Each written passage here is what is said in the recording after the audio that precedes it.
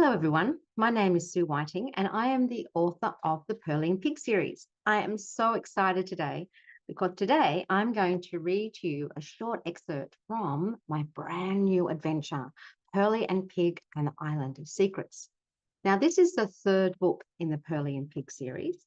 The first book was Pearly and Pig and the Great Hairy Beast, which was set in Antarctica. And the second book was this one here, Pearly and Pig and the Lost City of Nusavan, which is set in the Asian jungles. And it's just been named a CBCA notable book, which is very exciting. Now, I wonder where this one is set.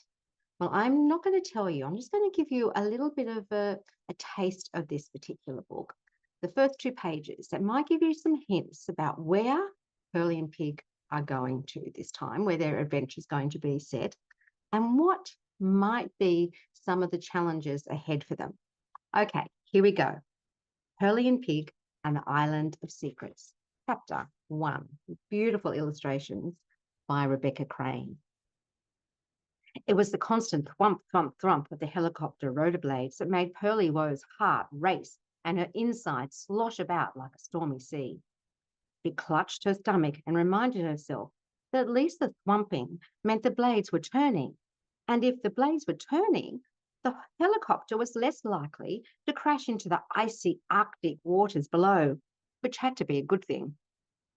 Sally was working hard on trying to find the good things, the positives in situations, like how it was unlikely that she would be eaten by a grizzly bear or attacked by a Bengal tiger or a rampaging rhinoceros. These things couldn't happen on a tiny deserted island off the coast of Iceland. But she could fall off one of the soaring cliffs onto the craggy rocks below, or her nose could snap clear off with frostbite. Beside her, Pig snorted, waving his snout in the air with disapproval. Pearly rolled her eyes. Sometimes she felt as if Pig could read her mind. Pig was strapped into the back seat, ear-muffed and collar-jacketed. Her mother, Angel Woe, was seated in front, right beside Emma, Pearly's grandmother, who was pulling the joystick back and whooping as the helicopter rose sharply. Pearly's stomach pitched. She clamped her mouth shut to avoid wearing vomited-up porridge.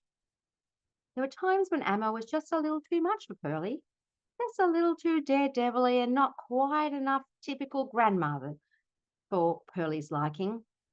Surely a grandma should at least be slightly anxious about dropping her granddaughter onto an uninhabited island in the middle of the Greenland Sea for a 5-day survival challenge. Just Pearly and Pig and their supplies, alone for 5 whole days.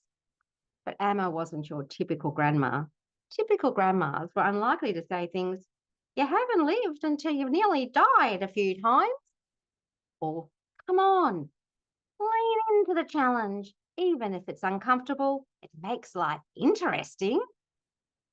Pearly's grandmother was one of the few to have completed the 3 big polar feats, skiing to the North Pole, the South Pole, and across Greenland, the world's 2nd largest ice cap. Pearly held tight as Emma made the helicopter dip and then skim close to the surface of the choppy seas, and Pearly reasoned that famous polar explorers probably weren't typical grandma treatment material at all. We might leave it there. Well, there's a little taste.